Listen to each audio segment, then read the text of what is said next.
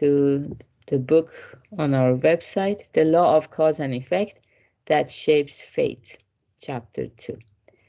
To those who resent that honesty doesn't pay. When you understand the law of cause and effect, your dissatisfaction and resentment will disappear, and you will find peace of mind. Hegel's advice. People who think, I am suffering unjustly because of others, make many mistakes and fall into a vicious cycle. Why do men throughout history continue to do the foolish thing as confessing their feelings to girls out of their leagues only to be denied? This is because people are optimistic, but also overconfident, and they dream beyond their actual abilities and circumstances. Sun Tzu, the Chinese military strategist and general, said, if you know the enemy and know yourself, you will never be defeated in 100 battles. This also applies to love. Humans are egomaniacs by nature. According to social psychology research, most people harbor the illusion, the positive illusion, that misfortune comes to others and happiness comes to me. While they believe that it is unlikely that they will suffer an accident, disaster, or serious illness, they expect happiness to come to them more than to other people. They also tend to consider themselves better than the average person, which is called the above average effect or bias. We tend to overestimate ourselves, thinking that we are more competent, honest, and open-minded than average. As a result, they come to believe that success is due to their skills and failure is due to bad luck. When an exam or a job is successfully completed, many people will think that it is the result of their own efforts, because they want to believe in good cause produce good effect. It is not often that we thank our good environment, the good conditions for our success. However, when results are poor, we tend to place the blame on others or conditions. It is too selfish to think that happiness is created by our own actions, but unhappiness is caused by one's environment, which is the condition. Hegel taught that it is extremely important to think that everything that happens to you is of your own making. As the old saying goes, luck is what you make of it. For those who take the opposite view of karma, frustration will only erupt.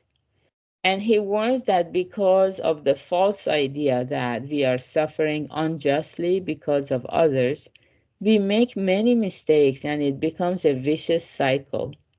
The opposite view is one where we blame others or unfavorable circumstances for what happens to us. This is a source of frustration and deprives you of freedom.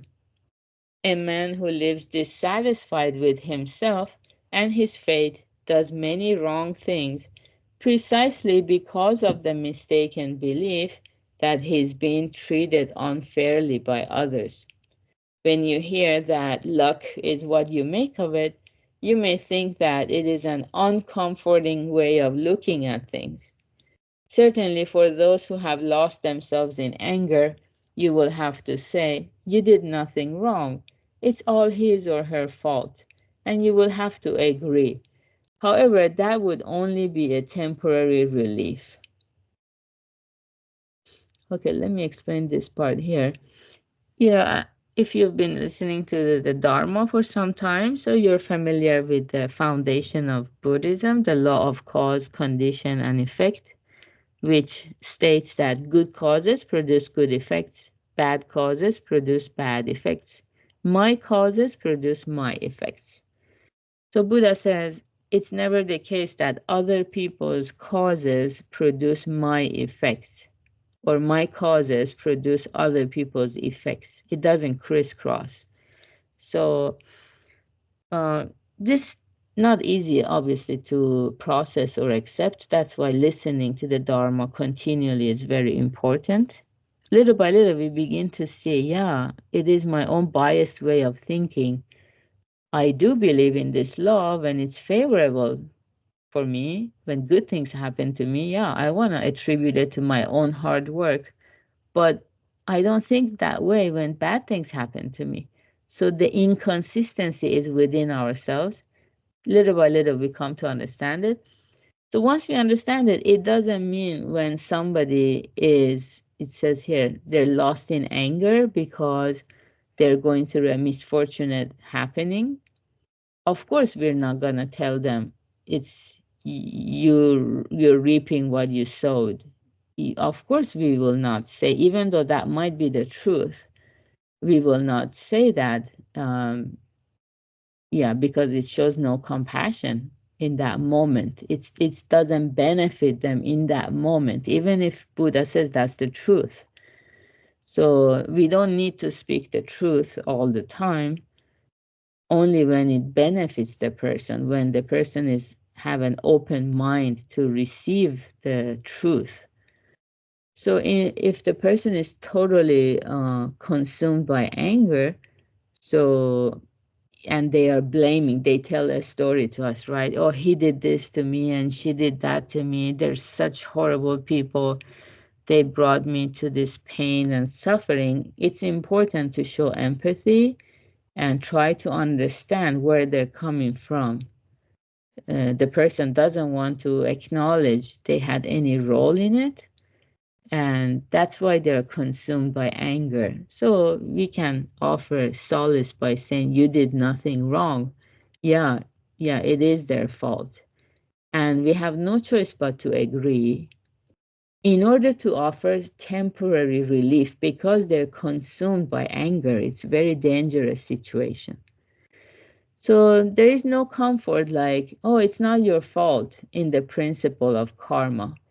But according to Hegel, those who admit karma need no consolation. So once we have our understanding of karma deepened, we no longer need that validation from others or consolation from others. Those who see everything as being caused by themselves understand that even if unhappiness comes their way, it is the result of their own actions, planting bad seeds, and is not in the least bit unjustified. Therefore, no resentment toward others can arise, and no hardship can disturb the peace of the soul. A man of freedom sees that whatever happens to him is only for his own development and acknowledges that he is only responsible for his own sins. Such a person has the conviction that whatever happens to him is not unjustified in the least. Not even the misfortunes that befall him will stir up the harmony of his soul and the peace of his mind. This is from Minor Logic by Hegel. You may be angry because you think you are suffering because of other people, even though you have no sins or faults and you deserve to be happier. If you reflect on the fact that you are the cause of the current outcome, the resentment will disappear. Even though someone else comforts you by saying, oh, it's not your fault, that will not make things any better for you, and your hatred will only grow. Okay, so up to here for today. Yeah, so like I said, this is not intuitive to us because our instinct or our ego is always trying to protect us. That means we are always in the right. That's what the ego tells us. But even mathematically, that can never be that we are always in the right. Everybody thinks that way, actually. That's the power of ego over us. So some people define walking a spiritual path to be like confronting our ego and minimizing it. Or sometimes they call it confronting your inner child and taking care. I mean, that's maybe a little different story. Yeah, we need to comfort our inner child too, but do we want just a band-aid solution or a long-term solution? So long-term solution is deeper understanding of the law of cause and effect and not giving our power away by thinking that these people did all these things to us, we can acknowledge our role in it. It takes a lot of time to process it, but that's what it means to practice listening to the Dharma and being here too, doing the recitation meditation. So good job, everyone, for being here practicing together. We're going to have our summary meetup today at 5 p.m. Pacific and then advanced group session, and have a wonderful Thursday. Bye. Thank you. Thank you, guys.